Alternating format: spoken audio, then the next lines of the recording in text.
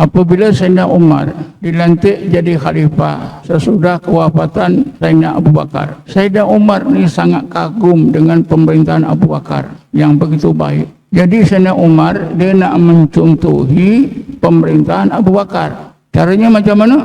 Sayyidina Umar jumpa bekas isteri Abu Bakar, pergi ke rumah dia.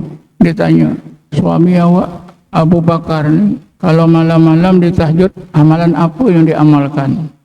Apa jawab isteri Sayyidina Abu Bakar? Suami aku ni bila malam dia tahajud macam orang biasa bangun. Sembahyangnya ada juga tapi tak banyak. Pada sembahyangnya banyak tak? Tak banyak. Berapa rakaat wallahualam. Bila tak banyak itu kita tahulah. Tapi sesudah sembahyang berapa rakaat, dia duduk menghadap kiblat, kepalanya diletakkan di atas dua lutut. Duduk apa nama tu? Dia lutut diangkat, kepala atas lutut. Dia begitu diam saja, begitu lama sampai hampir subuh baru bangun. Jadi apa yang diamalkan oleh Sayyidina Abu Bakar? Kita tahajud dan hati Allah, Allah, Allah, Allah sampai hampir subuh baru dia bangun. Sebab itu kalau kita tengok silsilah tarekat Naqsabandi daripada Rasulullah kepada Sayyidina Abu Bakar. Karena Sayyidina Abu Bakar ni memang sentiasa berzikir Allah, Allah, Allah. Tahajud pun itulah yang diamalkan. Dalam Quran pun ada, tatajafa junubuhum anil madaji'i yad'una rabbahum khaufan wa tam'a. Jadi betul lah Abu Bakar melakukan apa yang Allah sebut.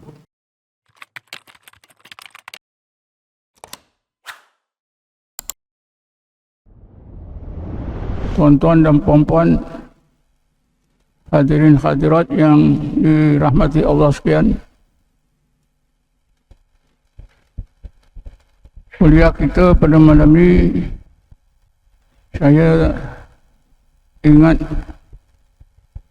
ingin menjelaskan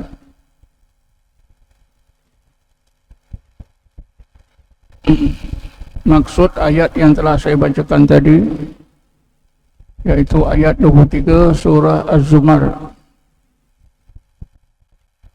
Ayat 23 surah Az-Zumar ini menceritakan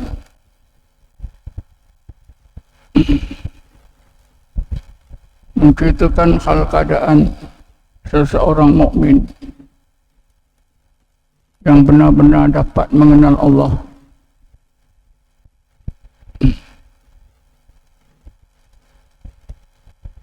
Mengenal Allah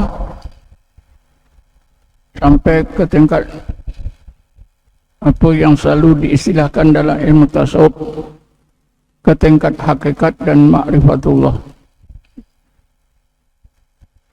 Inilah tingkat tertinggi dalam usaha orang-orang mukmin mengenal Allah Subhanahu wa taala. Allah ceritakan dalam ayat 23 surah Az-Zumar. Secara ringkasnya, orang yang benar-benar dapat mengenal Allah sampai ke tingkat hakikat dan ma'rifatullah,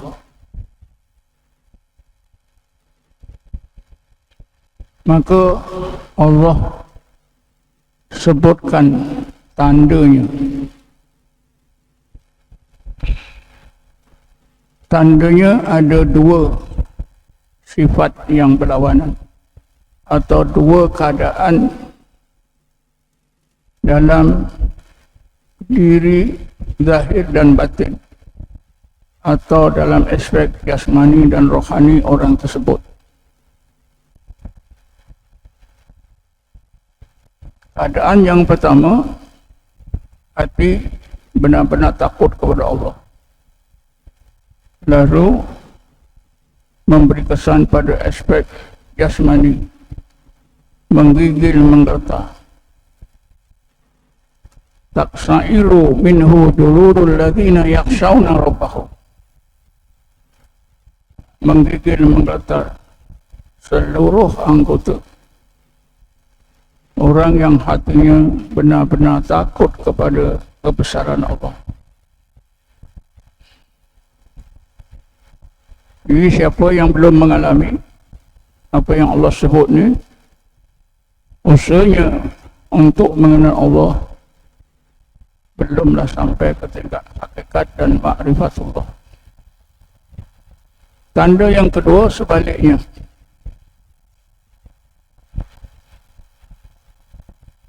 seluruh tubuh yang menggigil, yang menggeletar hilang.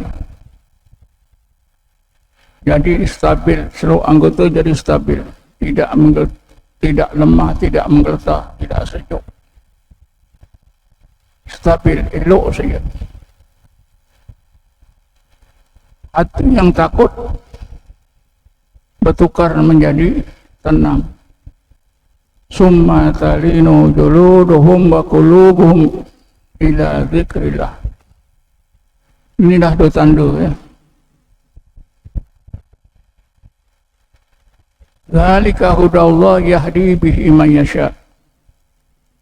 Yang demikian itu yaitu rasa hati takut lalu menggeletar seluruh tubuh.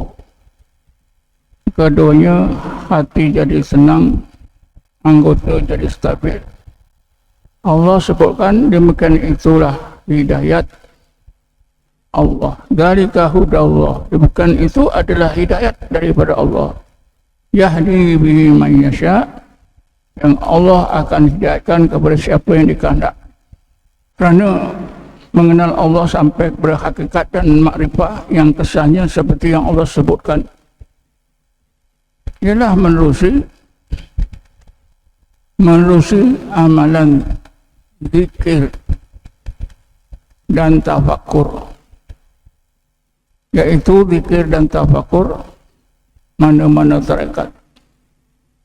Zikir dan tafakur yang diistihadkan oleh ulama tasawuf, yang dikenali dengan at-turuq as-sufiyah, tarekat-tarekat orang sufi.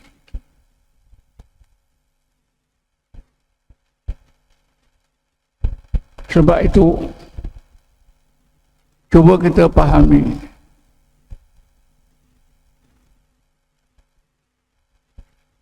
ungkapan apa ni, 4 istilah yang selalu disebut serentak: syariat, tarekat, hakikat dan makrifah. Siapa belajar tasawuf ini selalu didengar, guru-guru selalu ajar. Malahan kerana sangat menderik hati orang ramai yang tak belajar tasawuf pun, ketika bual-bual pun sebut syariat, tarekat, hakikat, makrifah. Jadi malam ni saya nak terangkan hubungan 4 istilah ini: syariat, tarekat, hakikat dan makrifah. Saya jelaskan berdasarkan kepada pandangan 2 orang ulama tasawuf. Yang pertama, pandangan seorang syekh tarekat Kabrawiyah, yaitu Syekh Najmuddin Kubro. Yang kedua, pandangan beliau meninggal dunia 618 Hijrah. Yang kedua, pandangan seorang sufi berasal daripada Maghribi lalu berpindah ke Libya, meninggal dunia di Libya, yang bernama Syekh Zarruq. Dan Syekh Zarruq ini mengarang banyak kitab. Kalau kita melawat Libya, kita boleh ziarah madrasah yang ditinggalkan oleh beliau. Sekarang ini madrasah itu digunakan untuk pusat pengajian Islam.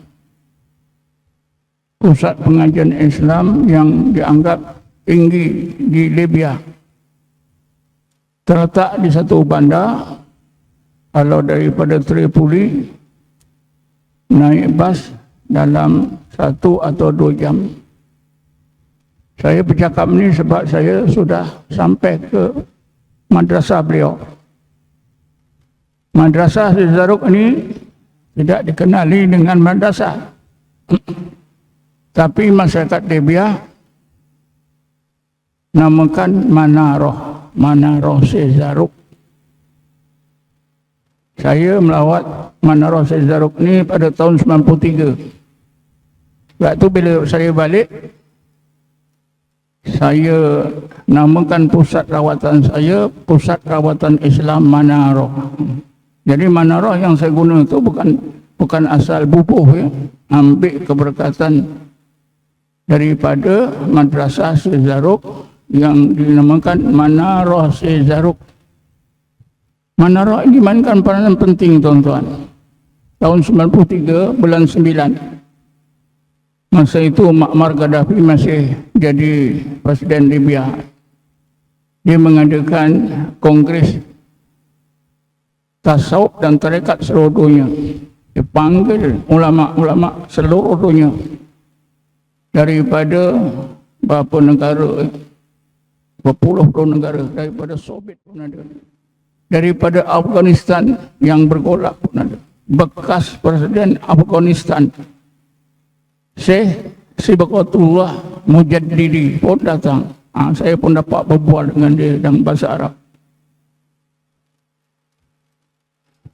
Tempat yang digunakan untuk kongres itu ialah Manarah Syekh Zaruk, besar Manarah. Pembukanya pun di situ. Jadi kerana itu saya dapat hadir. Jadi cuba kita dengar 4 istilah tadi. Mula-mula kita dengar terlebih dahulu kata-kata Syekh Najmuddin Kubra. Kata beliau, as-syari'atu kas-safinati wat-tariqatu kal-bahri wal-haqiqatu kad-durri faman arada ad-durra raqiba as-safinata fasara'a fil bahri liyasila ad-durra. Kalau bahasa kita, syariat itu macam kapal. Syariat itu ibarat kapal. Tarekat itu ibarat lautan.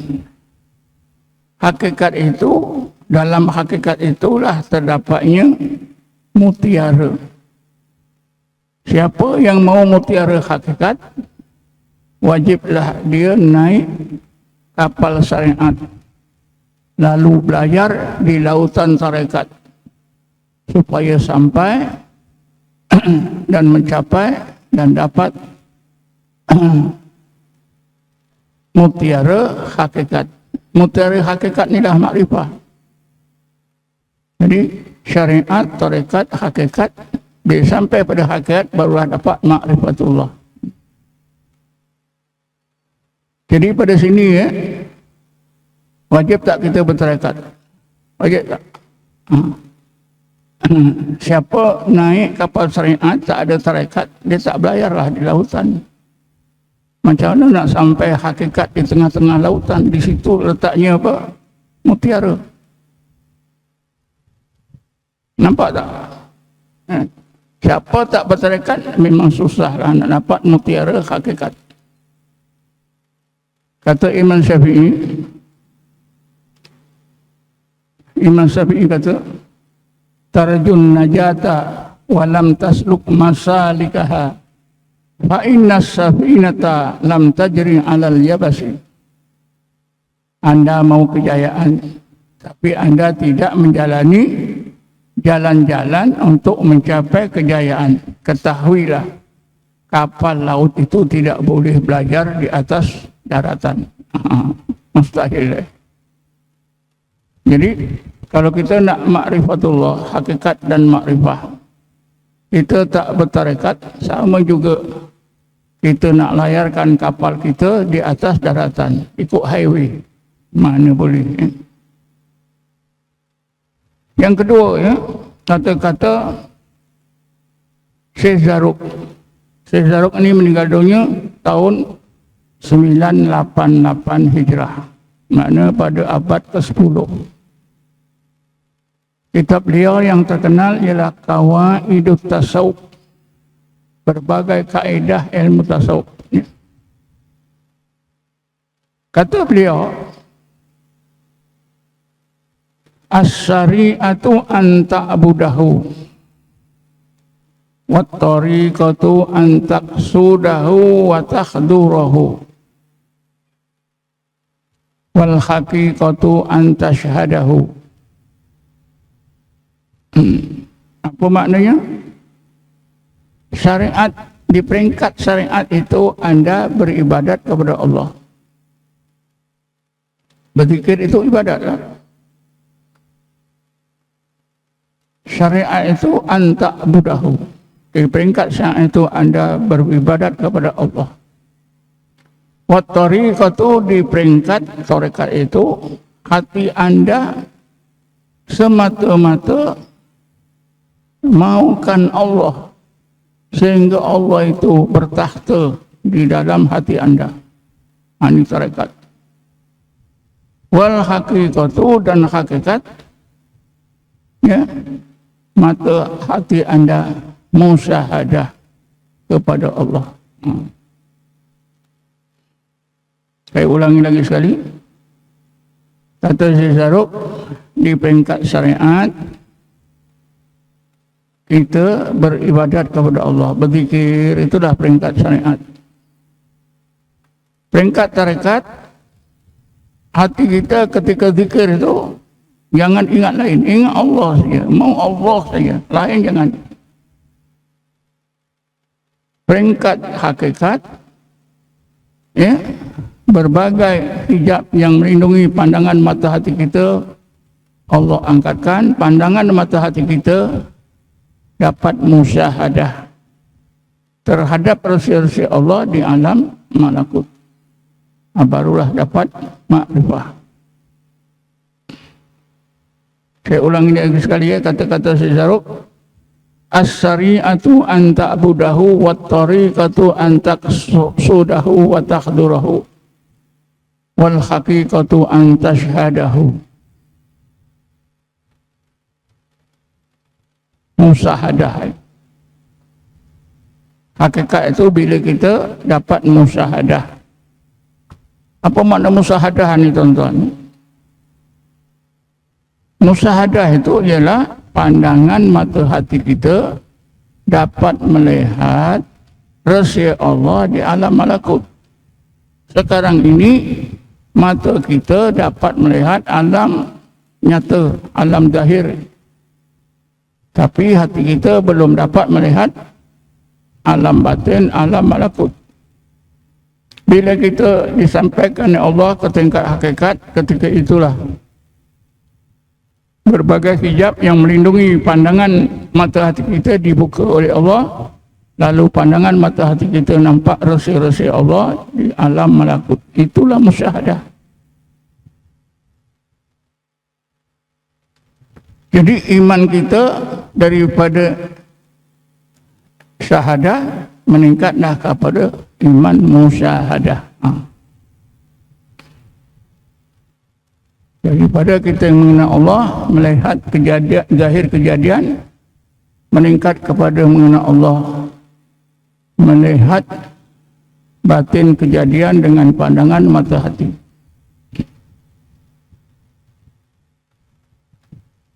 Jadi bila sampai ke tingkat hakikat itulah, ya, maka ketika itu dua keadaan akan berlaku pada diri orang yang berusaha mengenal Allah tadi. Kalau Allah bukakan keagungannya, rahsia keagungannya, hati jadi takut, menggigil. Kalau Allah bukakan rahsia sifat-sifat kesempurnaannya, hati jadi tenang, seluruh anggota jadi tenang. Tuan-tuan dan puan-puan sekalian, kalau kita tak belajar ilmu tarekat dan tasawuf, memang kita tak faham. Kita belajar sifat 20. Kalau saya soal macam ni, tuan-tuan boleh jawab tak? Apakah dua sifat Allah yang sangat penting? Boleh jawab? Allah mempunyai berbagai nama, berbagai sifat. Soalan saya, apakah dua sifat Allah yang sangat penting, yang mesti kita faham, mesti kita hayati sampai kepada hakikatnya? Dalam pelajaran tauhid tak ada. Betul tak? Tak ada. Tapi bila kita belajar ilmu tasawuf, beramal dengan tarekat, baru ada. Di situ pun kita nampak ya, pentingnya kita belajar ilmu tarekat. Cuba jawab, apakah dua sifat Allah yang sangat penting? Mungkin ramai di antara kita tak pernah dengar soalan ni. Tapi jemaah saya insya-Allah tahu. Saya nak soal ni, Haji Razak, apa dia Haji Razak?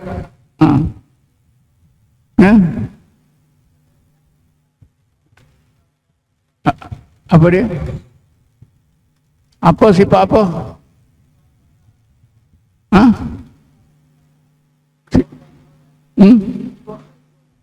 Bukan. Tak betul. Selalu saya dah sebut dah. Ini Haji ini rajin ke mana-mana. Dia dari Selangor sana. Saya pergi Kedah pun dia ikut ni. Ke mana-mana dia pergi. Tapi mesti ada orang yang sebelah. Tak ada orang sebelah, dia tak pergi juga. Siapa ingat? Dah semua dah lupa dah. Dua sifat Allah yang sangat penting ialah Allahu ilahun, Allahu rabbun. Ilahun dan rabbun. Apa dalil yang menunjukkan, membuktikan dua sifat ilah dan rabbun ini sangat penting? Dalilnya ialah kerana di dalam Quran nama Allah Alif Lam Lam Ha itu didekatkan dengan dua sifat ini berapa kali? 1000 kali. 1000 kali lebih sedikit atau kurang sedikit. Kenapa saya bercakap gitu? Kerana ada ulama yang mengira 1000 lebih sedikit. Ada ulama yang mengira 1000 kurang sedikit. Tapi kita boleh sebut 1000 kali. Kalau dah 1000 kali, ini apa tujuannya? Wahai orang beriman, ingatlah dua sifat tu, ilahun dan rabbun, ini sangat penting. Kerana itu aku dekatkan namaku dengan dua sifat ini. Bila kita belajar tarekat, tuan-tuan, baru kita tahu. Kalau tak, saya pun tak tahu. Baik, kita dah tahu. Kan ayat 14 surah Taha. Kali pertama Allah sebutkan nama dia. Bismillahirrahmanirrahim. Innani anallah. Lepas tu diikuti apa? Innani anallah, terus la ilaha. La ilaha, tiada ilah. Itu kan sifat dia. Lepas sebut nama Allah itu Allah, dia terus ikuti la ilaha illa ana. Tiada ilah kecuali aku.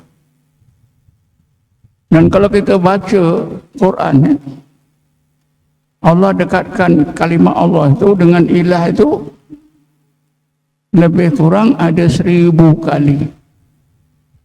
Inilah dalilnya. Sesudah disebut ilah, akan biasanya diikuti Rabb. Diikuti Rabb. Bismillahirrahmanirrahim. Fa in tawallau faqul hasbiyallah la ilaha illa huwa alaihi tawakkaltu wa huwa rabbul arsyil azim. Lepas ilah disebut wa huwa rabbul arsyil azim. Di dalam Quran ada ulama yang mengira kira-kira 1000 kali. Jadi kesimpulannya, pengajarannya, dua sifat inilah yang sangat penting. Selain daripada itu dalilnya, apa lagi dalilnya? Dalilnya mengesahkan Allah dari segi ilah, dari segi Rabb, itu sangat penting. Bila kita berjaya mengesahkan Allah dari segi ilah, maka ketakwaan kita sempurna. Kalau kita tidak berjaya menyempurnakan keesaan Allah dari segi ilah, maka ketakwaan kita tak sempurna. Bila kita berjaya mengesahkan Allah dari segi Rabb, maka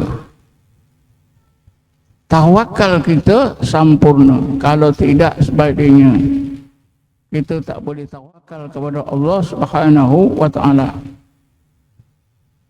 Ayat 2 dan 3 surah Talaq. Coba kita dengar. Bismillahirrahmanirrahim. Wa man yattaqillaha yaj'al lahu makhraja wa yarzuqhu min haitsu la yahtasib. Siapa yang benar-benar bertakwa kepada Allah dengan sempurna, yaj'al lahu makhraja, Allah akan kurniakan kepadanya berbagai jalan keluar daripada apa juga keperluan hidup dari batin dunia dan akhirat.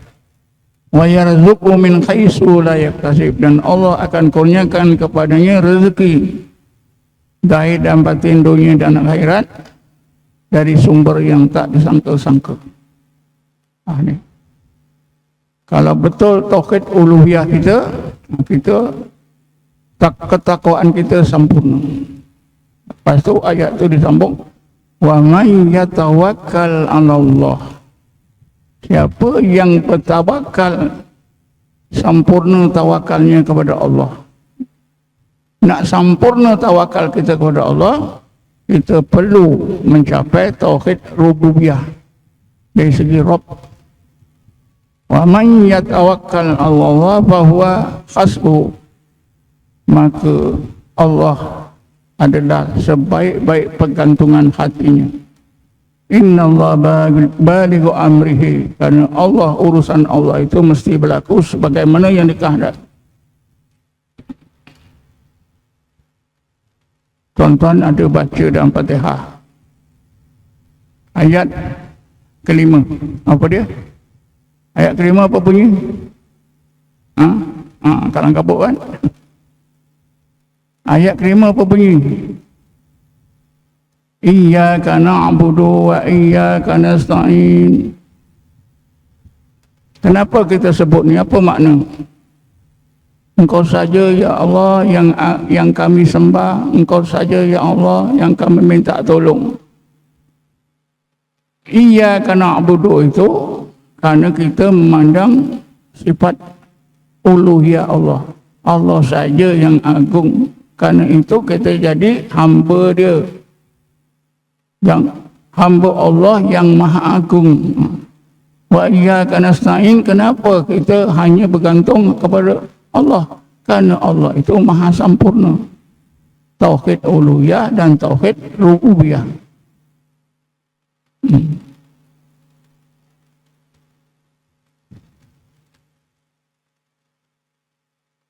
Karena dua tauhid ni tuan-tuan sangat penting.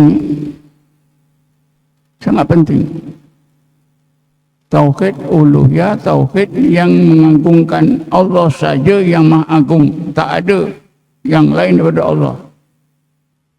Jadi bila kita yakin Allah saja maha agung, kita hanya taat kepada Allah, takut kepada Allah.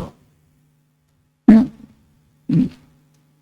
Wa iyyaka nasta'in, bila kita memandang Allah saja yang sempurna, pertolongannya sempurna, rahmatnya sempurna, perlindungannya sempurna, semua sempurna, tentulah kita bergantung kepada Allah yang maha sempurna. Itu tauhid rububiyah. Sebab itulah dua sifat Allah yang penting ialah ilahun dan rabbun. Dua sifat ini tak nyata, jauh daripada orang-orang yang hanya belajar ilmu tauhid. Tapi kalau seorang itu belajar tasawuf, berzikir dengan tarekat, dua sifat Allah ini sangat nyata, dapat dipahami dan dapat dikhayati. Jadi tuan-tuan, apabila kita berzikir, seorang itu berzikir terus menerus, Allah bukakan hijab, pandangan mata hatinya dapat menyaksikan tanda-tanda kebesaran Allah, rasa-rasa kebesaran Allah di alam malakut. Itu menimbulkan hati takut, seluruh badan menggigil. Selepas itu Allah tukarkan, Allah tunjukkan apa itu rasa-rasa kesempurnaan Allah, bahawa Allah itu bersifat Ar-Rahman, Ar-Rahim, Al-Halim, Al-Ghafur, dan sebagainya. Itu menjadikan hati kita jadi tenang. Anggota kita yang menggigil pun hilang. Jadi tauhid uluhiyah dan tauhid rububiyah. Tapi mesti ingat ya, bila saya sebut tauhid uluhiyah, tauhid rububiyah, jangan tuduh saya ini Dr. Zahid dah ikut akidah Wahhabi. Bukan. Tauhid uluhiyah, tauhid rububiyah yang diperkenalkan oleh Wahhabi ini ada yang betul, tapi banyak salah. Lagi lemah kepahaman mereka. Sebutan uluhiyah rububiyah juga, tapi kepahamannya sudah meleset. Betul. Ramai orang menuhankan Allah, tapi kepahaman tentang Allah ramai yang meleset. Betul. Ramai yang tak betul. Dia mengucap juga la ilaha illallah, asyhadu an la ilaha illallah wa asyhadu anna Muhammadar Rasulullah dalam tahiyat. Tapi keluar sembahyang yang dibuat lain. Itu artinya kepahamannya lemah. Baca dah baca betul. Ya. Cuma kepahamannya lemah, bila kepahaman lemah tak dapatlah nak diamalkan.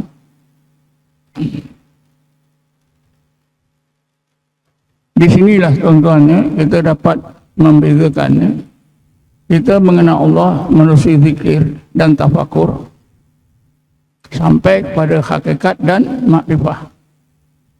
Kalau seseorang mukmin dia belajar mengenal Allah hanya melalui tauhid, tak akan sampai ke peringkat itu.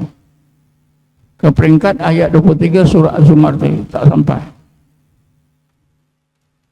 Perkara yang sangat penting, ya, ingat kebesaran Allah menggigil, lepas itu ingat kesamaan Allah, lalu tenang.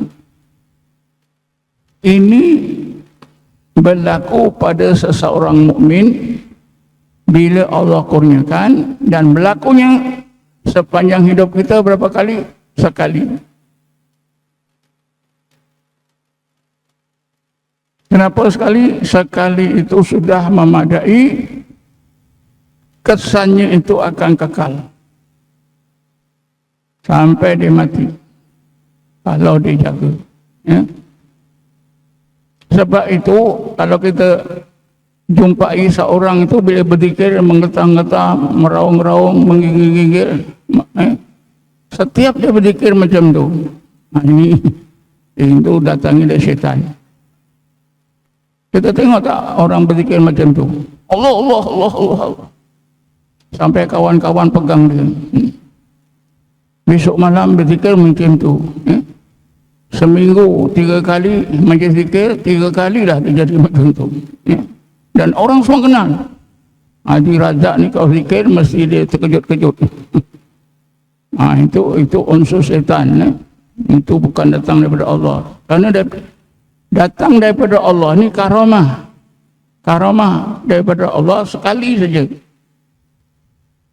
Kalau Allah nak kurniakan karamat yang lain, jenis lain.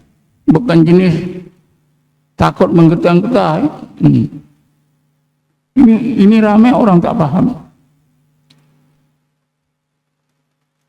Ramai juga guru-guru tarekat tak faham. Bila murid dia berzikir, meraung-raung, oh murid aku ni dah sampai hakikat. Padahal kemungkinan besar itu adalah kesan daripada gangguan jin dan syaitan. Jadi yang perlu kita ingat apa? Ketika berzikir, menggigil, takut dalam hati, takut kepada Allah, kemudian sebaliknya hati jadi tenang, anggota stabil, berlaku begitu hebat sekali. Apa sebab? Karena itu adalah karamah daripada Allah. Karamah yang Allah bagi kepada seorang mukmin, satu-satu karamah sekali, tidak berulang. Nabi kita Muhammad SAW dikurniakan satu-satu mukjizat, kan sekali saja. Misalnya keluar air dari celah-celah dari Nabi, banyak kali ke sekali? Sekali saja. Allah kurniakan kepada Nabi Muhammad mukjizat yang lain. Sentiasa Nabi Muhammad dapat mukjizat, tapi berlainan. Tidak serupa. Cuba baca dalam sejarah Nabi. Ada tak Nabi dapat satu mukjizat berulang 2 kali? Ada. Nabi boleh bercakap dengan apa? Batang kurma. Batang kurma yang selalu Nabi jadikan apa itu? Macam ni lah mimbar ketika dia baca khutbah. Satu hari batang kurma ni dialihkan, Nabi tak guna lagi. Batang kurma tu menangis dan bercakap pada Nabi. Sekali itu saja. Bukan setiap Nabi jumpa batang kurma bercakap. Sekali je.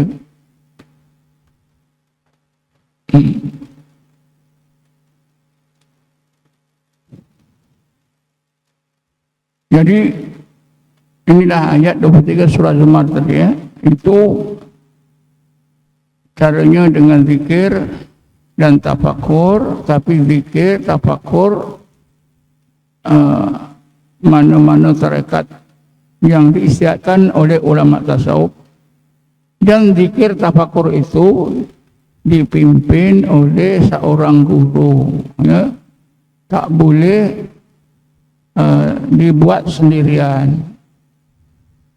Kalau tuan-tuan zikir seorang-seorang di rumah, tak ada guru yang memantau, jadi itu kemungkinan syaitan. Selalu berlaku seperti ini di mana? Bila? Biasanya kalau dalam tarekat Naqsabandiyah ketika dalam bersolok 10 hari. Di luar solok memang tidak berlaku. Siapa yang pernah ikut mana-mana tarekat, bila berzikir ada anggota tarekat itu yang senggap berzikir itu, dia terkujat-kujat, Allah Allah Allah Allah Allah Allah Allah Allah. Kalau zikir itu 1 jam berurang 4-5 kali, itu pembukaan. Kadang-kadang orang macam ni, bila saya bercakapnya ni, dia duduk di mana-mana, dia pun terkujat-kujat, Allah Allah Allah Allah. Ini biasanya syaitan. Ada seorang ustaz, bila saya ngajar sebuah rumah di satu daerah,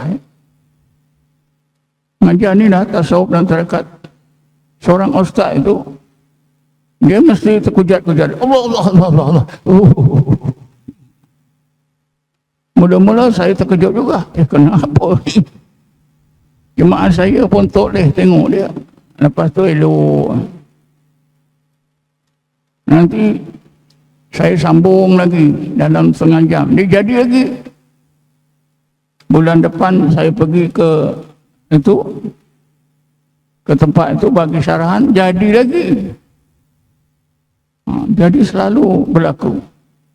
Sesudah dia belajar dengan saya setahun lebih, barulah saya tegur.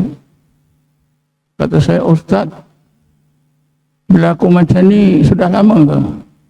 Sudah? Berapa tahun? 4-5 tahun ada. Macam mana boleh berlaku? Dia kata, saya ambil tarekat ini, saya rajin berzikir malam. Saya bangun malam tahajud. Satu malam saya bangun tahajud, seperti biasa saya berzikir. Kebetulan saya buka lampu. Tiba-tiba ketika saya zikir itu, ada seorang hamba Allah pakai jubah putih, senyum-senyum perhatikan saya sedang berzikir. Ustaz tak takut ke? Tak, orang, dia kata, bukan hantu. Jadi hamba Allah ini perhatikan saya berzikir, dia senyum-senyum. Saya tak pedulikan. Lama-lama hamba Allah ni yang berjubah putih mengecilkan diri. Kecil sampai ke penumbuk ni, akhirnya sampai sebesar ibu jari. Lalu terbang hinggap di dada ustaz ni. Bila dah hinggap di dada, dia rasa masuk ke dalam dada. Itulah permulaannya. Jadi saya pun tegurlah, Ustaz, itu bukan wali Allah. Wali Allah itu bukan kerja wali Allah, itu kerja syaitan, Ustaz. Ya ke? Ya. Kalau Ustaz mau, saya boleh tolong buangkan. Tolonglah buang. Satu hari saya ketuklah dada. Syaitan ya, jin tu mudah dia keluar kalau kita pukul tempat dia masuk. Saya obatkan sekejap ya, pukul dada dia. Keluar. Bila jin ini dah keluar, dia berzikir tak adalah terkejut-kejut lagi. Dia dengar saran saya macam ni pun tak ada. Sembuh. Barulah dia tahu ya. Itu cerita saya ini adalah satu pengalaman yang sangat penting. Sebab itu kalau ada rakan-rakan kenalan yang bila zikir terkejut-kejut tu, tolonglah bawa ke murid-murid saya untuk diobatkan.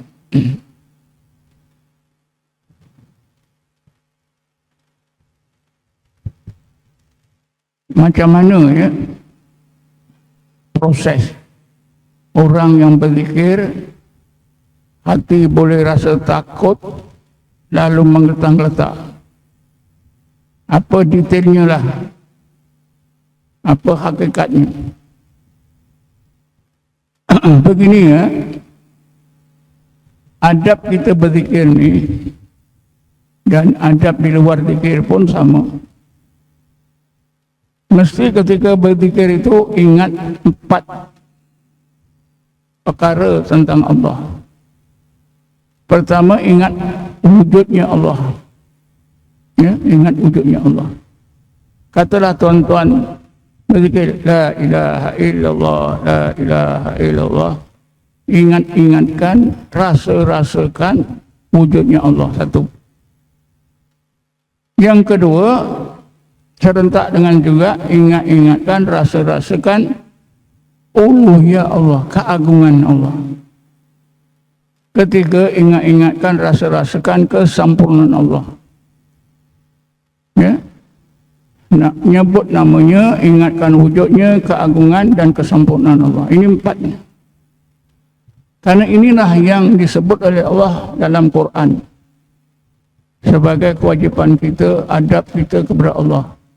Bismillahirrahmanirrahim. Wad'uhu khawfan wa tam'a. Dalam Quran, tuan-tuan, orang tahajud malam.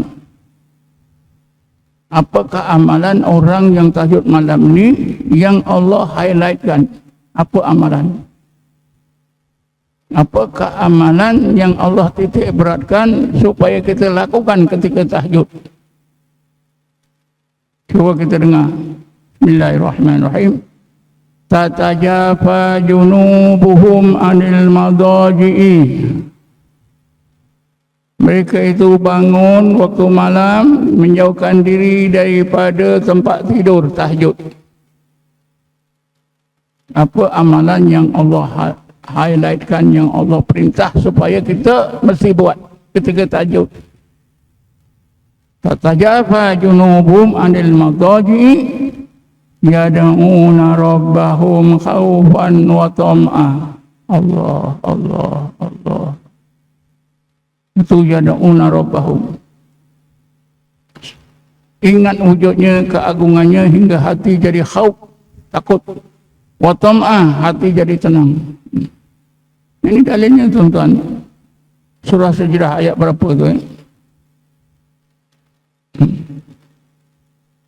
Innamal mu'minuna alladzina idza dzukirallah. Itu dalam surah Anfal. Ini dalam surah Sajdah tak salah. Tatajafa junubuhum 'anil madaji yad'una rabbahum khaufan wa tam'a. Wa mimma razaqnahum yunfiqun. Tuan-tuan dan puan-puan sekalian, apabila Sayyidina Umar dilantik jadi khalifah sesudah kewafatan Sayyidina Abu Bakar, Sayyidina Umar ni sangat kagum dengan pemerintahan Abu Bakar yang begitu baik. Jadi Sayyidina Umar dia nak mencontohi pemerintahan Abu Bakar. Caranya macam mana? Sayyidina Umar jumpa bekas isteri Abu Bakar, pergi ke rumah dia. Dia tanya, suami awak Abu Bakar ni kalau malam-malam dia tahajud, amalan apa yang diamalkan? Apa jawab isteri Sayyidina Abu Bakar? Suami aku ni bila malam dia tahajud macam orang biasa bangun. Sembahyangnya ada juga tapi tak banyak. Apa dia sembahyangnya banyak tak? Tak banyak. Berapa rakaat wallahualam. Bila tak banyak itu kita tahulah. Tapi sesudah sembahyang berapa rakaat dia duduk menghadap kiblat, kepalanya diletakkan di atas dua lutut. Duduk apa nama tu? Dia lutut diangkat, kepala atas lutut. Dia begitu diam saja, begitu lama sampai hampir subuh baru bangun. Jadi apa yang diamalkan oleh Sayyidina Abu Bakar? Kita tahajud dan hati Allah, Allah, Allah, Allah sampai hampir subuh baru dia bangun. Sebab itu kalau kita tengok silsilah tarekat Naqsabandi daripada Rasulullah kepada Sayyidina Abu Bakar. Karena Sayyidina Abu Bakar ni memang sentiasa berzikir Allah, Allah, Allah. Tahajud pun itulah yang diamalkan. Dalam Quran pun ada tatajafa junubuhum 'anil madaji yad'una rabbahum khaufan wa tam'a. Jadi betul lah Abu Bakar melakukan apa yang Allah sebut di dalam ayat tadi.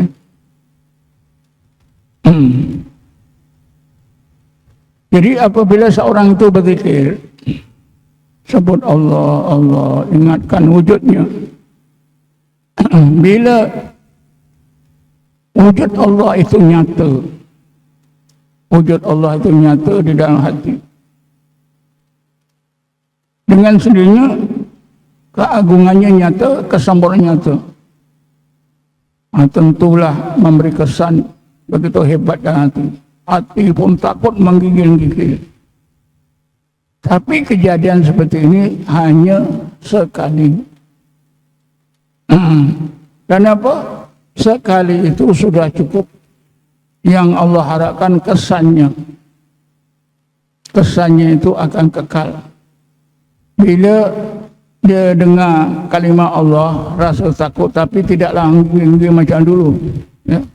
Ada kesannya itu ada.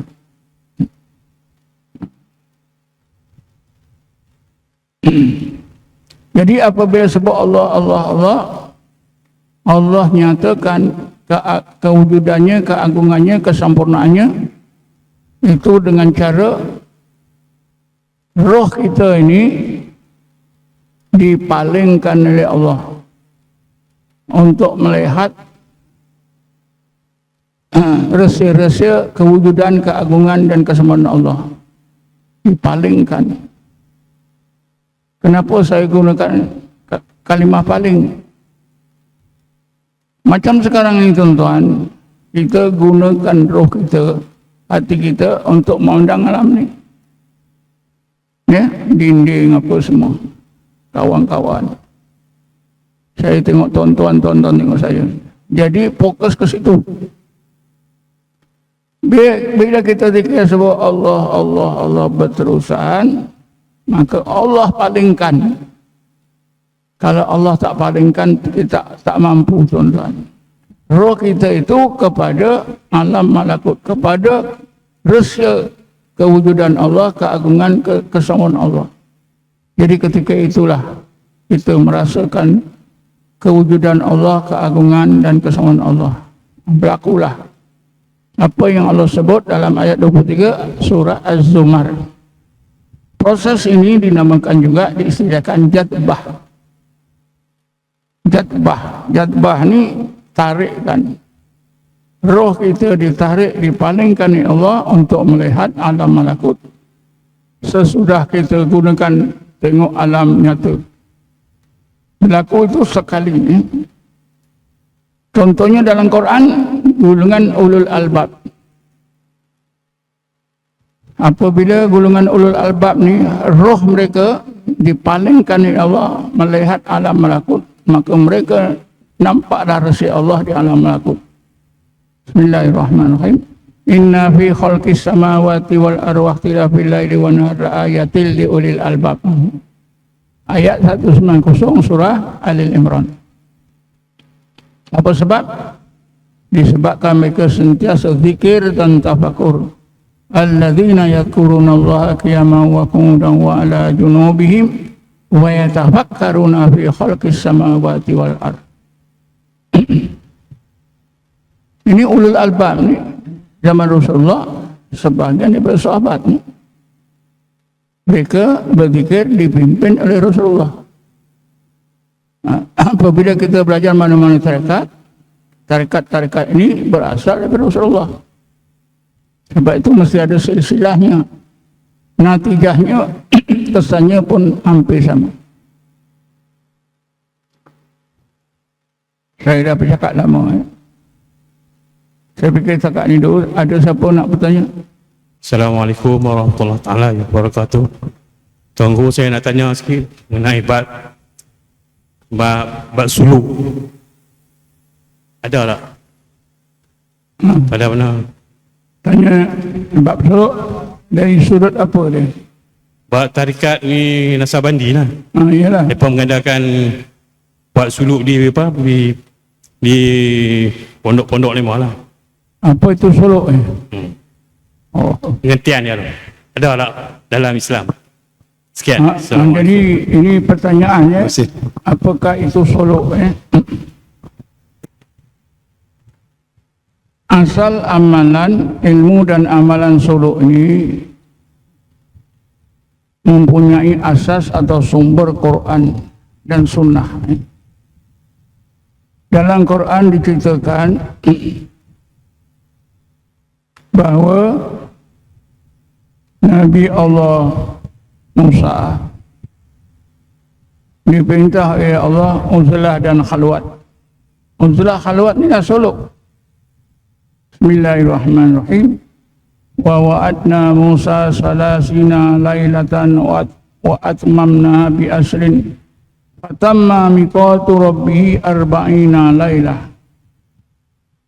Kami Allah janjikan kepada Nabi Musa bahawa kami akan kurniakan kepada Nabi Musa kitab Taurat. Tapi sebelum itu Nabi Musa mestilah pergi beruzlah, meninggalkan Bani Israel dan berkhalwat di Bukit Tur Sina selama 30 hari 30 malam. Kemudian kami tambahkan dengan 10 hari 10 malam, maka tamatlah, maka genaplah masa yang ditetapkan oleh Tuhannya Allah arba'ina lailah, 40 hari 40 malam. Apa kebaikannya? Kebaikannya Nabi Musa dapat peningkatan tauhid. Disebut pada ayat 143 surah Al-A'raf. Falamma ja'a Musa limiqatina wa kallamahu rabbuhu. Maka apabila Nabi Musa habis menjalani masa yang ditetapkan oleh Tuhannya Allah, uzlah dan khalwat di Bukit Tur Sina 40 hari 40 malam, wa kallamahu rabbuhu, Allah bercakap kepada Nabi Musa. Bukan senang antara manusia yang Allah ajak bercakap ialah Nabi Musa. Wa kallamahu rabbuhu. Ketika Allah bercakap dengan Nabi Musa mohon. Qala Rabbi arini anzur ilaik. Ya Allah, bagi peluang aku nak tengok zatmu. Qala lan tarani walakin dur ila jabali. Fa ini istaqarra makanahu fasawfa tarani. Maka Allah berfirman, ya Musa, engkau tak boleh nampak aku dengan kedua matamu. Akan tetapi engkau renungkanlah Bukit Tur Sina dan kejadian sekitarnya. Sekiranya Bukit Tur Sina dan kejadian sekitarnya tetap ada seperti yang kau lihat sekarang, nescaya engkau boleh nampak aku dengan kedua matamu. Tapi apa yang berlaku? Falamma tajalla rabbuhu lil jabali ja'alahu dakka wa kharra Musa sa'iqa. Falamma afaqa wa qala subhanaka tubtu ilaika wa ana awwalul mu'minin. Bila Nabi Musa renung Bukit Tur Sina, tengok, perhati, tiba-tiba Bukit Tur Sina hilang. Apa makna dakka? Lenyap dan hilang. Kenapa Bukit Sina hilang? Apa maksud Bukit Tur Sina itu dakka, hilang dan lenyap? Nabi Musa tak nampak lagi Bukit Tur Sina dengan mata kepala. Sedangkan hakikatnya, realitinya Bukit Tur Sina dan kejadian sekitarnya macam ada. Tapi mata kepada Nabi Musa dah tak nampak. Kenapa? Pandangan mata Nabi Musa dihilangkan, difanakkan oleh Allah. Artinya ketika itu Nabi Musa difanakkan. Apa makna difanakkan? Antaranya dimulai pandangan matanya dah tak nampak lagi apa semua kejadian. Kenapa? Karena ketika itu pandangan mata hati, ya, hijab yang melindungi pandangan mata hati Allah bukakan. Apabila kita, tuan-tuan, gunakan pandangan mata hati tertutup. Bila Allah tutup pandangan mata kepala, Allah bukakan pandangan mata hati, baru kita boleh gunakan pandangan mata hati. Inilah yang berlaku pada Nabi Musa. Pendengaran dia pun hilang. Daya kekuatan pun hilang, jadi lemah. Wa kharra Musa sa'iqa, maka Musa jatuh tersungkur. Kalau orangnya dihilangkan daya kekuatan, tuan-tuan tenang duduk ni, tergolek ke belakang, ke kiri, ke kanan atau ke depan, bila-bila itu karena apa? Difanakkan, dihilangkan, ya, daya kekuatan Nabi Musa dihilangkan, rasa wujud diri pun hilang, wujud diri pun tak ada. Tapi ingatan Nabi Musa semakin jelas. Itu. Inilah difanakkan. Jadi hasil daripada Nabi Musa bersolok 40 hari 40 malam, Allah tingkatkan tauhid dia. Ya? Ke tingkat hakikat dan makrifat. Allah fanakkan dia. Jadi ini dari antara dalil yang digunakan oleh ulama tarekat Naqsabandiyah, amalan bersuluk. Amalan bersuluk ni daripada uzlah dan khalwat. Suluk itu diambil daripada perjalanan. Salaka yasluku sulukun, perjalanan rohani. Baik ya. Ada ulama kata itu yang melakukan Nabi Allah Musa. Itu syariat dia, kita tak boleh ikut syariat Nabi Musa. Siapa kata tak boleh ikut ni? Nabi Ibrahim berdoa, doa Nabi Ibrahim kita baca, betul tak? Doa Nabi Ibrahim kita bacakan. Apa saja yang Allah sebut dalam Quran, semuanya boleh kita amal. Ini pandai-pandai ni. Nabi Musa, itu syariat Nabi Musa, kita tak boleh. Siapa ada kata gitu, ulama besar tak ada cakap itu. Ni ulama sekarang, dia pandai. Dia nak buat macam mana pun nak tolak juga amalan suluk ni sebagai amalan yang khurafat, amalan bid'ah. Baik, Nabi Muhammad ada tak suluk? Ada. Banyak hadis diriwayatkannya pada bulan Ramadan 10 yang akhir, Nabi akan duduk di masjid Nabi iktikaf. Tapi Nabi iktikaf di masjid Nabi ini bukan macam kita duduk itu gaya bebas ke sana kemari, tidak. Di dalam kitab Sahih Muslim disebutkannya bila masuk 10 yang akhir bulan Ramadan, Nabi Muhammad akan beriktikaf di masjid Nabi di Madinah itu. Caranya macam mana? Nabi akan bina, suruh sahabat bina satu kemah. Kemah kecil yang dibuat daripada kulit binatang, yang cukup untuk Nabi duduk seorang. Jadi ketika Nabi iktikaf di masjid 10 hari 10 malam itu, Nabi dalam keadaan duduk, berada dalam khibah. Khibah itu ialah satu kemah kecil dibuat daripada kulit binatang. Dan Nabi tak balik ke rumah. Sedangkan rumah Nabi itu sebelah masjid dia. Nabi tak balik sampai 10 hari. Jadi itu bermakna Nabi juga melakukan suluk 10 hari. Sebab itu orang bersuluk masa paling kurang, masa minimanya ya 10 hari. Karena Rasulullah uzlah berkhalwat di masjidnya selama 10 hari.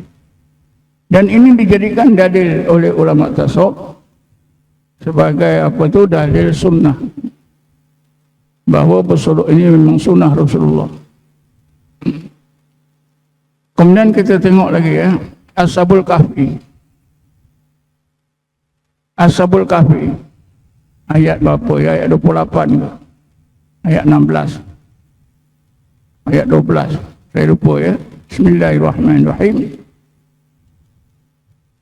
Wa idzi tazaltumuhum wa ma ya'buduna illallah fa'u ilal kahfi yansur lakum rabbukum min rahmatihi wa yuhayyi lakum min amrikum mirfaqa. Allah berfirman, merintah kepada Ashabul Kahfi, pemuda Ashabul Kahfi. Apa Allah sebut?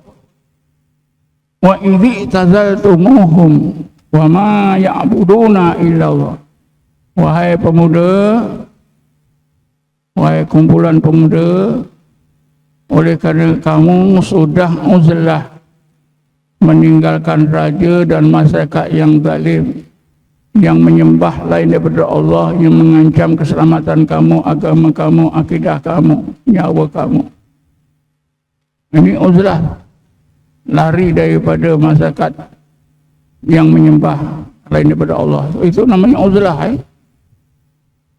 Fa idzi tazaltumuhum ma ya'buduna indallah fa'u ilal kahfi. Maka sekarang masuklah dalam gua. Masuk dalam gua inilah khalwat. Jadi uzlah berarti meninggalkan kampung halaman, meninggalkan pemerintah, masyarakat yang zalim, pergi ke satu tempat, lalu Allah perintah masuk dalam gua itu namanya khalwat. Uzlah dan khalwat. Uzlah khalwat inilah suluk.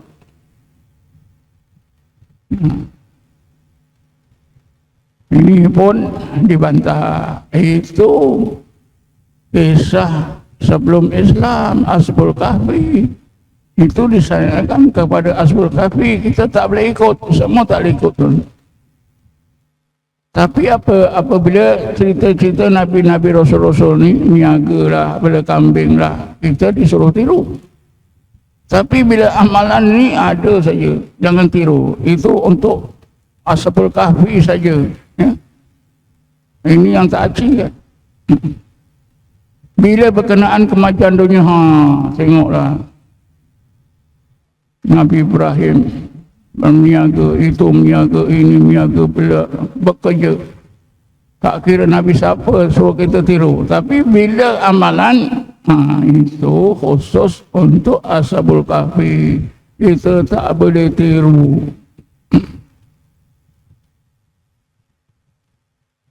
Orang yang bercakap macam ni tuan-tuan, ada yang satu masa ya, dia secara senyap-senyap nak tahu betul ke amalan solok ni. Lalu dia menyamar pergi solok. Bila pergi solok, Allah tunjukkan rupanya betul solok ni bagus. Ada, bukan tak ada. Orang macam ni dia buka rahsia.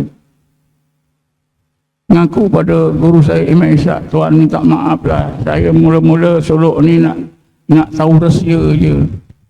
Tapi rupanya Allah bagi hidayat saya dapati solok ni memang bagus. Ada tuan-tuan. Kalau pegawai-pegawai agama yang berkaitan ni, itu memang biasa lah ada. Tapi mereka tak pergi. Mereka pergi suruh apa? Special brand. Pergi solok. Nanti special brand tu bagilah maklumat. Tak ada unsur-unsur politik, tak ada unsur keganasan. Mereka ni berfikir, okeylah. Satu masa dulu tuan-tuan, dalam tahun 80-an, saya kemana saya bagi syarahan, ada special brand ikut saya. Kenapa? Kawan-kawan special brand tu ada kenal saya, dia beritahu, Ustaz tahu tak? Tahu apa? Ada special brand yang ditugaskan mengikuti Ustaz ke mana-mana. Saya ingat pada masa itu Menteri Agama di Jabatan apa? Perdana Menteri Tan Sri Usop Nur. Masa dia itulah. Saya pergi ke Bandar Ma'azam pun ada. Malam itu juga kawan saya itu beritahu, Ustaz diikuri sejak Ustaz ini di highway sampai ke Bandar Ma'azam, sampailah dengar syarahan Ustaz, catitan-catitan tak ada unsur-unsur apa ni keganasan, tak ada apa-apa. Cuma Ustaz ada sebutlah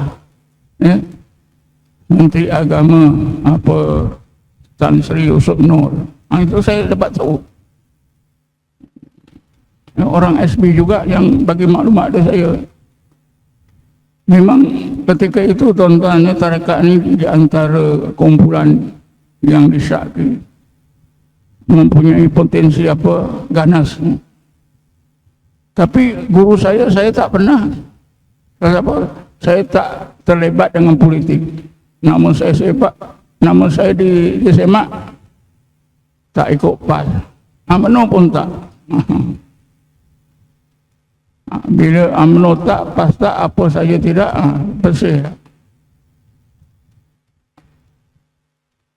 Tapi Ustaz Ghazali apa? Hasbullah Darul Atik, dia kena ISA 2 tahun. Pasal dia cakap keras kan. Ada siapa lah nak tanya lagi?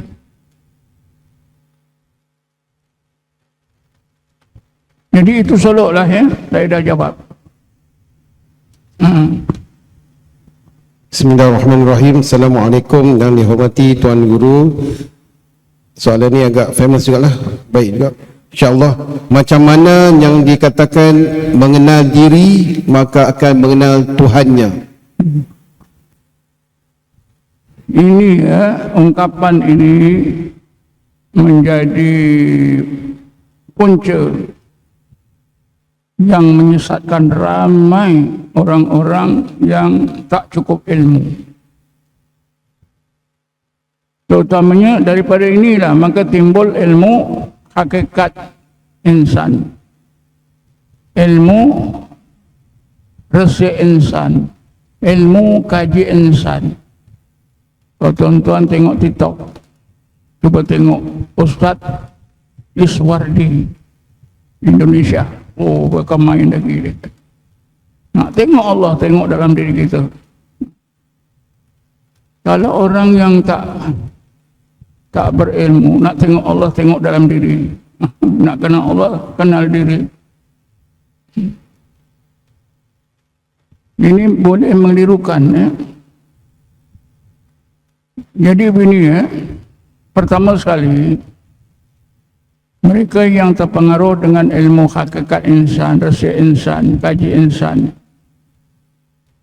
kesalahan mereka yang pertama berpunca ungkapan ini mereka yakin adalah hadis Nabi. Jadi mereka kata Nabi dah sebut nak kenal Allah mesti kenal diri, tak kenal diri tak kenal Allah. Maka mari kita kenal diri. Timbullah ilmu mengenal diri, ilmu hakikat insan. Di Malaysia ni ada dua kitab. Kitab Hakikat Insan yang dikarang oleh Haji Ahmad Laksamana. Ini kitab ini sudah diharamkan. Kedua, kitab Rahsia Insan yang dikarang oleh tokonya daripada Kedah, Haji Muhammad Hasan. Gelarannya Pak Bung.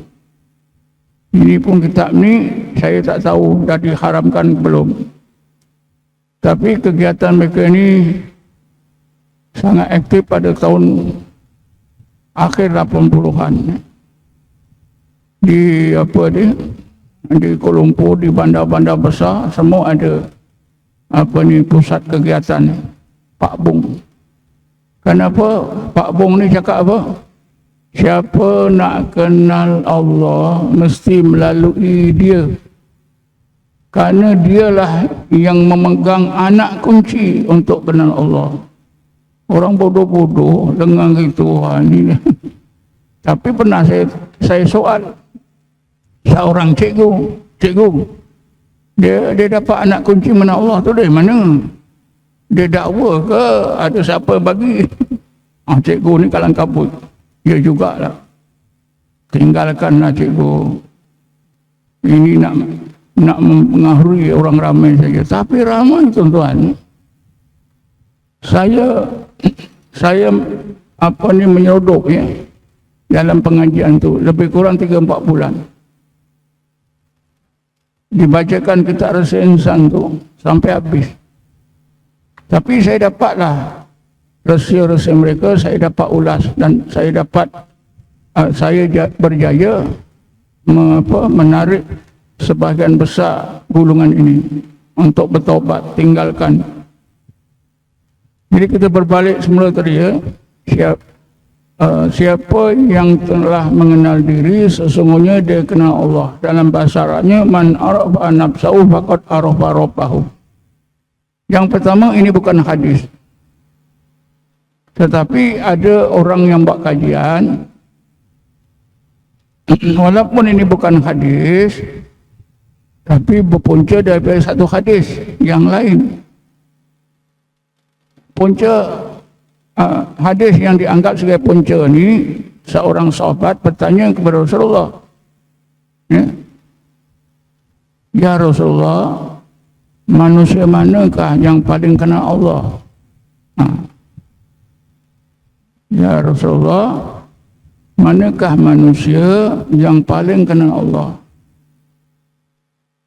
Jadi Rasulullah pun menjawab, orang yang paling kenal Allah ialah orang yang kenal diri.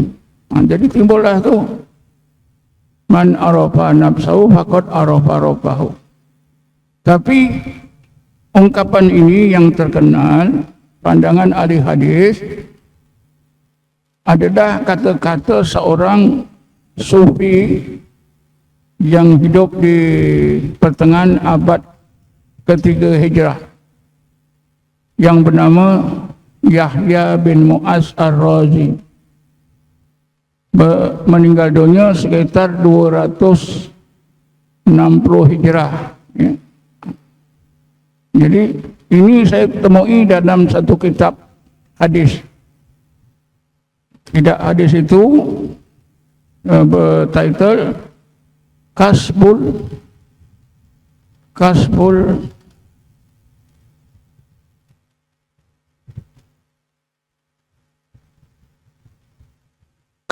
Khifa yang disusun oleh seorang ahli hadis, Syekh Ajaluni.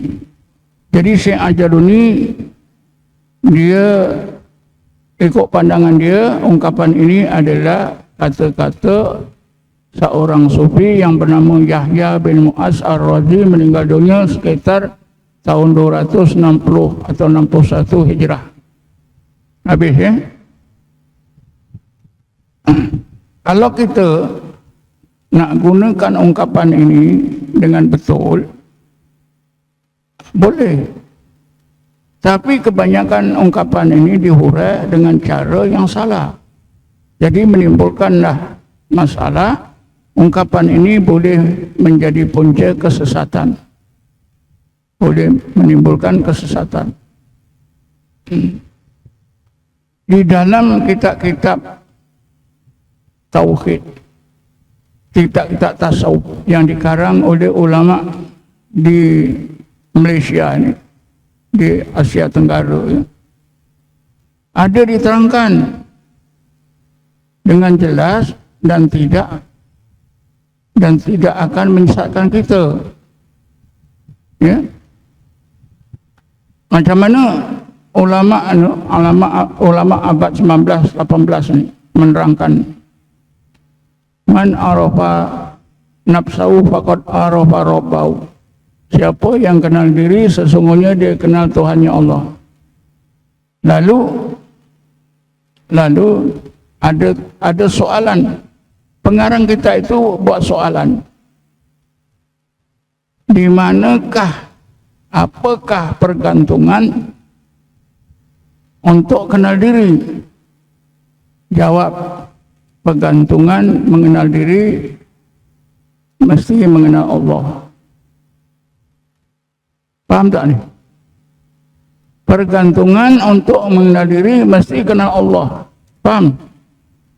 Maknanya nak kenal diri mesti kenal Allah dulu. Tak kenal Allah dulu tak kenal diri. Faham tak ni?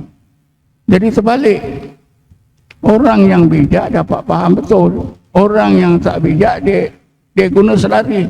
Oh, Nabi kata nak kenal Allah, kenal diri. Mesti kita kenal diri. Tak kenal diri, kita tak kenal Allah. Padahal ya, para ulama kata nak kenal diri itu mesti kenal Allah dulu. Tak kenal Allah, tak kenal diri. Betul lah. Siapa yang kenal diri, dia dah kenal Allah. Sebab nak kenal diri mesti kenal Allah dulu. Faham tak? Faham tak ni?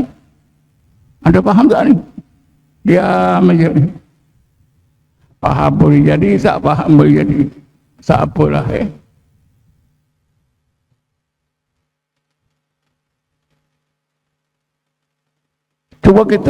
Cuba kita tengok dalam Nabi menyampaikan ilmu tauhid ni kepada orang-orang Islam di Mekah. Adakah Nabi kata, wahai sahabat-sahabat, kita nak kenal Allah tu kita kenali diri kita dulu? Adakah gitu tak? Ada tak? Tak ada. Kita ni siapa? Kita ni siapa? Ada tak? Kita tak ada. Tapi apa yang kita lihat dalam sejarah, Nabi terus ajarkan la ilaha illallah. Betul tak? Dikenalkan Allah dulu. Dah kenal Allah, baru sahabat tu, oh rupanya kita ni makhluk. Allah itu khaliq. Kan betul. Jadi ungkapan itu sendiri pun berlawanan dengan sejarah tasrik. Sejarah agama Islam itu disampaikan oleh Rasulullah kepada masyarakat Mekah dan Madinah. Ini tak betul. Tapi kalau saya cerita ni satu malam tu tuan, man arafa rabbahu faqad arafa nafsahu.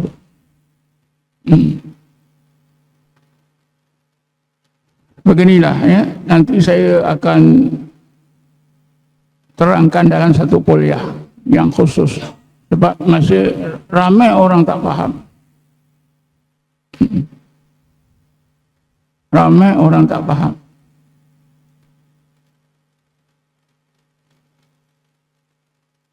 Kalau dalam Quran, cerita dalam Quran, siapakah orang yang dah kenal diri? Dia kenal Allah. Ya. Nabi Allah Musa. Bila Allah suruh tengok apa tadi, Bukit Tursina hilang. Karena pandangan mata kepala Nabi Musa dihilangkan, pendengaran dihilangkan, ya, daya kekuatan hilang. Lalu dia jadi macam kain buruk, tergulik panak. Inilah Nabi Musa kenal diri. Rupanya semua bakat-bakat mata pendengaran, bakat pendengaran, kebolehan mendengar, melihat apa saja, daya kekuatan semuanya kepunyaan Allah. Dia hanya kosong. Jadi berarti Nabi Musa dapat mengenal diri. Dengan cara apa? Allah fanakkan. Bila seorang itu difanakkan oleh Allah, barulah dia kenal hakikat diri. Bila dia kenal hakikat diri, maka barulah dia kenal hakikat Allah. Yang macam ni. Faham tak? Iaitu menerusi difanakkan secara zauki. Saya fikir cukuplah, ini panjang lebar. Nanti kalau saya buat satu kuliah yang khusus ya 2-3 jam baru kita faham. Ada lagi tadi?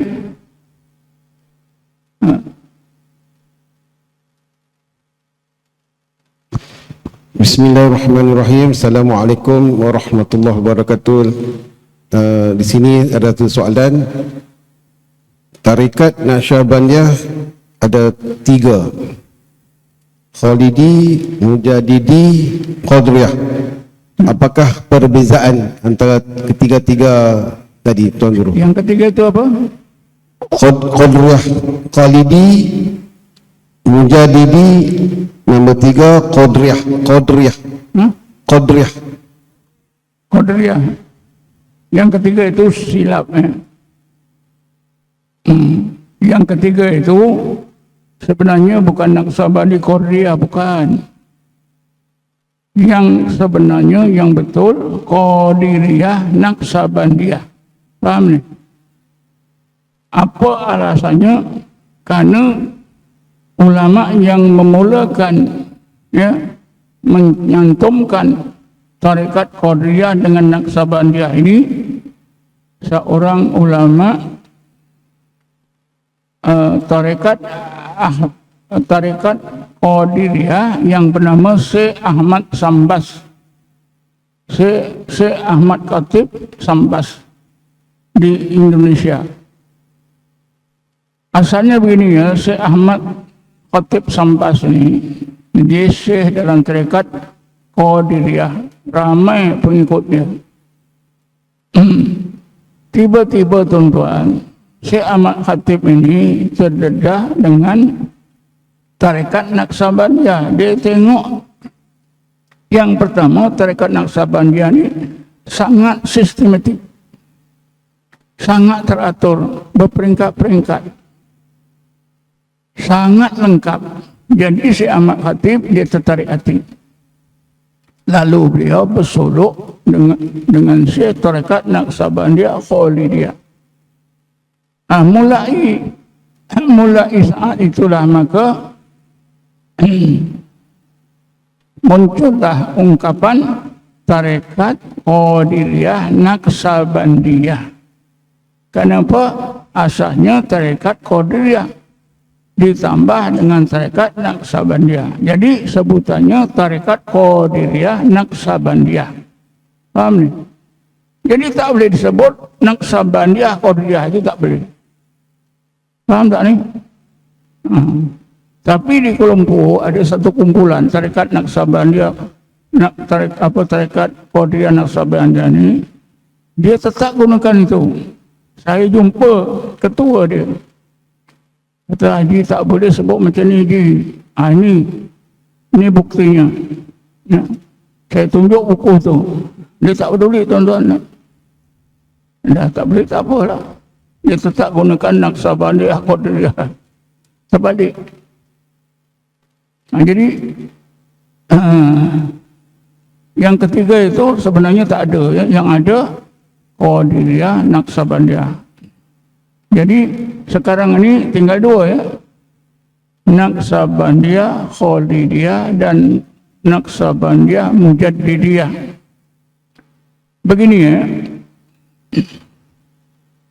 Di akhir abad ke-10 Hijrah, seorang Syekh Tarekat Naqsabandi diperintahkan oleh gurunya supaya pergi ke Delhi, menyebarkan tarekat itu di Delhi, di kota Delhi. Namanya Syekh Muhammad Baqi Billah. Jadi Syekh Muhammad Baqi Billah ni pun pergilah ke Delhi, dibuka pengajian, diajarkan zikir Naqsabandi, ikut arahan gurunya. Bila dia sudah berada situ berapa bulan, seorang ulama besar yang hidup pada masa itu yang dikenali dengan nama Syekh Ahmad Sirhindi. Syekh Ahmad Sirhindi ini hidup di zaman pemerintahan Maharaja Mongol Akbar. Akbar bila dia berkuasa, dia gila-gila ya.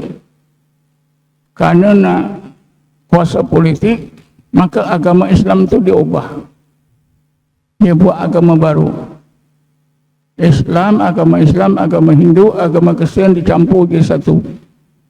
Jadi agama Dinu Ilahi. Dinu Ilahi. Orang Islam memberontak, tak terima, tapi mana yang menolak ditangkap, dipenjara.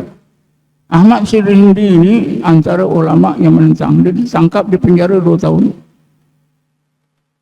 Jadi apabila Muhammad Baqi Billah ini menyebarkan tarekatnya di Delhi, Syekh Ahmad Sirhindi ini belajar tarekat Naqsabandi daripada Syekh Muhammad Baqi Billah. Oleh kerana Syekh Ahmad Sirhindi ini seorang ulama, ya, jadi beliau dilantik oleh gurunya Muhammad Baqi Billah sebagai pengganti. Ya. Oleh kerana dia seorang ulama, Ahmad Sirhindi ini seorang ulama yang terkenal pada masa itu, sehingga beliau digelarkan Mujaddid abad ke-11 Hijrah. Ya. Jadi dia ada buat perubahan syarat-syarat yang tertentu. Jadi tarekat Naqsabandi yang dipelajari, disebarkan oleh Syekh Ahmad Sirhindi ini, inilah tarekat yang dinamakan Naqsabandiyah Mujaddidiyah. Kenapa? Karena Syekh Ahmad Sirhindi digelarkan oleh masyarakat Islam seluruh dunia dengan gelaran Mujaddid Al-Husani. Sebab itulah tarekatnya tarekat Naqsabandi Mujaddidi. Ya, karena ambil gelaran Syekh Ahmad Sirhindi. Jemaah kita, jemaah saya, ada mengarang buku sejarah Syekh Ahmad Sirhindi ini. Ustaz Nasir ya, yang berkhidmat jadi pensyarah dekat Darul Hikmah Kajang. Tulisan Ustaz Nasir ini sangat baik ya, menjelaskan sejarah Syekh Ahmad Sirindi. Jadi di sinilah timbulnya tarekat Naqsabandiyah Mujaddidiyah.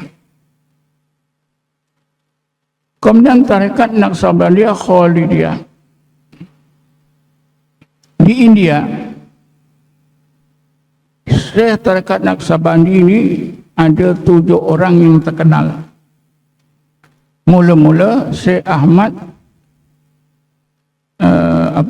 Baqi Billah. Kedua, murid dia Syekh Ahmad Sirindi. Yang ketiga, anak Syekh Ahmad Sirindi, Syekh Muhammad Maksum. Ini anak dia.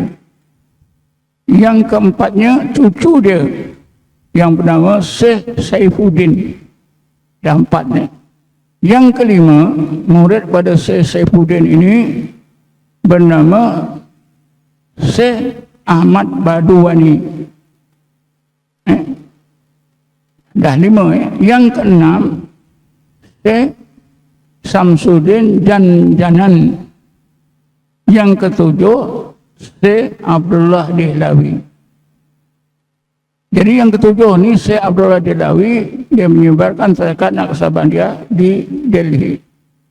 Ketika dia hidup, datang seorang daripada Iraq, yaitu Syekh Khalid Osman, belajar Naqsabandi daripada Syekh Abdullah Dehlawi. Jadi Syekh Osman Khalid ini bila balik ke Iraq,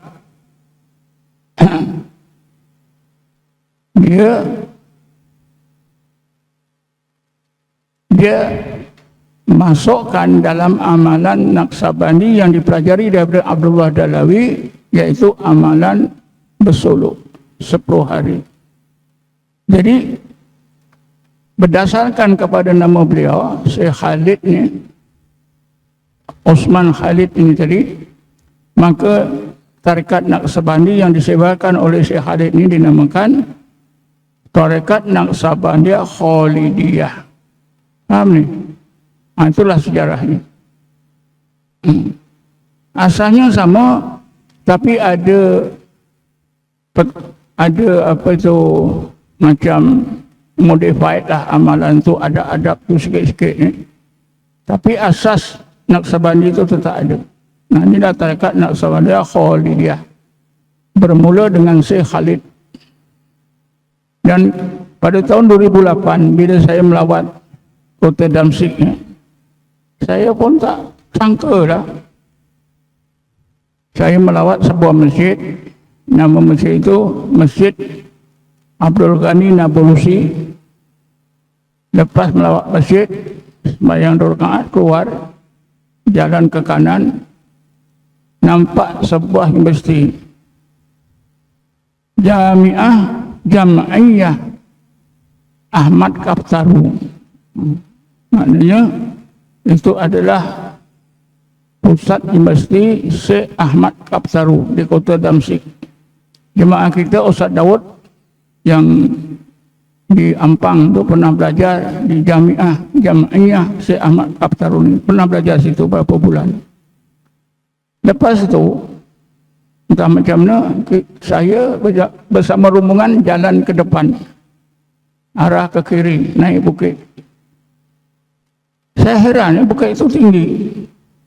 Tapi jemaah saya tak ada mengeluh, penat ke apa, jalannya. Saya pun rasa naik bukit itu macam tak terasa naik bukit. Saya bila sampai ke atas, tengok gitu, ada disebut tulisan besar.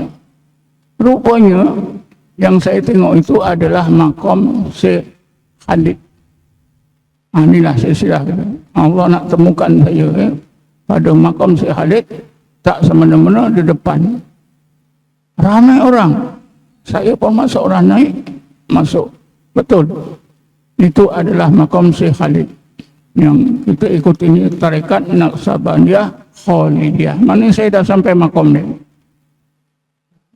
Tanpa saya ada niat nak tengok makam ni, Allah tunjukkan. Tak jauh daripada investigasi Ahmad Kaptaru tu. Lebih kurang dalam 100 meter ke 150 meter. Jadi saya fikir dah saya sebutlah ni Mujadidiyah. Oh dia yang diamalkan di Pakistan, di India, di Afghanistan itu kebanyakannya tarekat Naqsabandiyah Mujadidiyah. Afghanistan semuanya Mujadidiyah. Sebab saya berjumpa di Kongres Tasawuf di Libya pada 93, saya jumpa itu bekas Presiden Afghanistan, Presiden sementara, nama dia Sibghatullah Mujaddidi. Saya banyak berbuat. Memang dia kata dekat Afghanistan tarekat yang diamalkan masa kat sana ialah Naqsabandiyah Mujaddidiyah. Wallahu a'lam.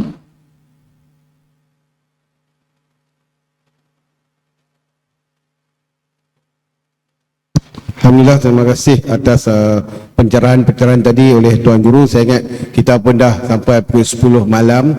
Lepas ni kita ada majlis tawajuh, dan sesiapa yang di antara kita di sini yang berhasrat untuk lebih lagi tahu cara-cara macam mana nak zikir melalui bimbingan Tuan Guru sendiri kat sini, boleh tunggu di sini. Nanti insya-Allah kita akan Tuan Guru akan terangkan cara-cara dia semua sekali insya-Allah. Dan saya ingat kita sampai kepada akhir pada malam ni insya-Allah. Jangan lupa tabung mahat ada di sekitar tuan-tuan. Ringan-ringankanlah tangan poket untuk sedekah. Bulan-bulan nak masuk bulan Ramadan ni, insya-Allah kita akan gunakan kutipan dana ni untuk infak iftar pelajar-pelajar di sini dan sebagainya. Insya-Allah saya dengan ini mengucapkan banyak-banyak terima kasih kepada Tuan Guru Syekh Dr. Jahid selaku hari ini malam ni secara rasmi sebagai penasihat dan penaung Mahat Manhattan Ilmiah Tarbiyah.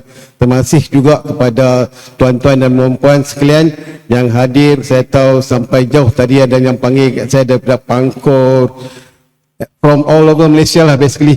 Terima kasih semua kerana hadir pada sini, dan yakin dan percayalah perjalanan tuan-tuan dan puan ke sini pasti mendapat keberkatan daripada Allah SWT, dan nanti balik ke rumah semestinya rumah akan jadi lebih berkat insya-Allah. Saya dengan ini nak minta Tuan Guru berdoakan sikit pada kita semua sebelum kita tamat. Siapa yang mahajat tadi saya pesan tunggu di sini untuk kita sama-sama berzikir tawajuh di bawah bimbingan Tuan Guru. Akhir kalam, Assalamualaikum warahmatullahi wabarakatuh. Mohon doa Tuan Guru insya-Allah.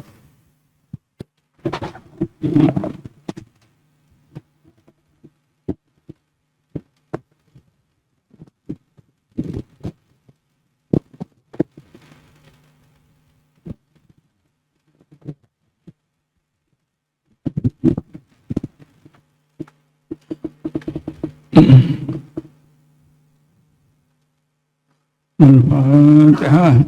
A'udzubillahi minasyaitonir rajim. Bismillahirrahmanirrahim. Alhamdulillahirrahmanirrahim. Maliki yaumiddin. Iyyaka na'budu wa iyyaka nasta'in. Ihdinas siratal mustaqim. Siratal ladzina an'amta 'alaihim ghairil maghdubi 'alaihim waladdallin. A'udzubillahi minasyaitonir rajim. Bismillahirrahmanirrahim. Wassalatu wassalamu ala ashrafil anbiya'i wal mursalin sayyidina Muhammad wa ala alihi wa sahbihi ajma'in. Allahumma salli salatan kamilah wa sallim salaman tamma ala sayyidina Muhammad alladhi tanakhallu bi uqwatan wa tuqda bi hawaij wa tunalu bi Allahi wa sulkhatin wa istasqal ghamam bi wajhil karim fi kulli lamhatin wa nafasin bi adadi kulli ma'lumat. اللهم اغفر لنا وارحمنا اللهم اغفر لنا وارحمنا ولآبائنا وأمهاتنا ولذوي الحقوق الواجبة علينا ولجميع المسلمين والمسلمات والمؤمنين والمؤمنات برحمتك يا أرحم الراحمين. اللهم إنا نسألك إيمانا دائما وقلبا خاشعا وعلما نافعا وعملا صالحا متقبلا. اللهم أرنا الحق حقا وارزقنا اتباعه والباطل باطلا وارزقنا اجتنابه. اللهم إنا نسألك أن ترزقنا رزقا حلالا طيبا واسعا بتعب ولا مسقط وصبر ولا نصب إنك على كل شيء قدير. ربنا آتنا في الدنيا حسنة وفي الآخرة حسنة وقنا عذاب النار. ربنا آتنا من لدنك رحمة وهب لنا من أمرنا رشدا. Wassallallahu ala sayyidina Muhammadin nabiyil ummi wa ala alihi wa sahbihi wasallam. Walhamdulillahi rabbil alamin. Taqabbalallahu minkum.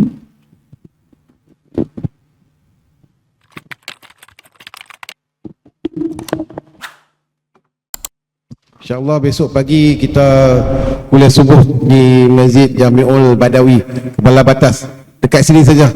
Masjid Jami'ul Badawi, insyaAllah Cikgu Saleh ada bersama kita, tukang yang susun atok program kita. Terima kasih Cikgu, terima kasih kerana susun atok program esok, insyaAllah pakat-pakat kita.